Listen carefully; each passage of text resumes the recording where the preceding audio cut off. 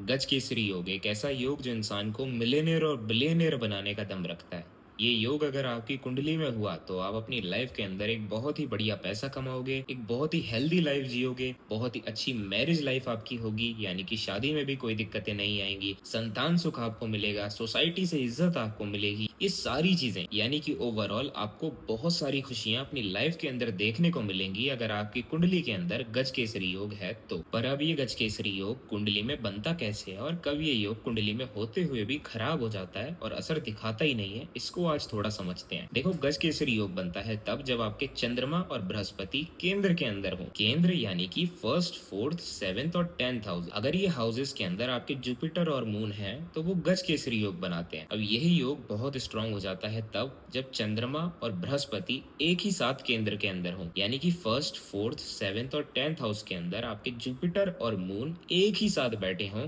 तो वो एक स्ट्रॉन्ग गज केसरी योग बनाते हैं, जो कि इंसान की लाइफ के अंदर बहुत ही खुशियां लाता है। पर बहुत बार लोगों की कुंडली के अंदर गज केसरी योग होते हुए भी खराब हो जाता है। वो कैसे? देखो, अब अगर किसी की कुंडली में लगन में तो चंद्रमा और बृहस्पति केंद्र में है, बट नवमांश के अंदर वो 6-8 हो गए, यानी कि चंद्रमा और बृहस्पति 6 और 8 हो गए नवमांश के अंदर, तो वो गज केसरी योग खराब कर देते हैं। फिर गज केसरी योग काम नहीं करता। बट वहीं अगर दूसरी तरफ लगन के अंदर भी चंद्रमा और बृहस्पति केंद्र में है और नवमांश के अंदर भी चंद्रमा और बृहस्पति केंद्र में है, तो वो गज केसरी योग पक्की बात है काम करेगा ही करेगा। लिख कर देता हूँ, वो गज केसरी योग काम करेगा ही करेगा। देखो, अगर अब आपकी कुंडली में गज केसरी योग है और आपको वो स्ट्रॉन्ग करना है तो आप चंद्रमा और बृहस्पति यानी कि जुपिटर और मून ये दोनों की ही पूजा करना चालू कर दो, तब वो गज केसरी योग और ज्यादा स्ट्रॉन्ग हो जाएगा। और एक और चीज, अगर आप पुखराज और मोती ये दोनों को पहन लोगे तब भी आपका गज केसरी योग बहुत स्ट्रॉन्ग हो जाएगा। बट इस केस के अंदर आपको अपनी कुंडली को अच्छे से दिखवाना पड़ेगा, तभी आप ये जेमस्टोन को पहनना। अब कल बात करेंगे महाभाग्य योग के बारे में, तो उसके लिए मुझे फॉलो जरूर कर लेना।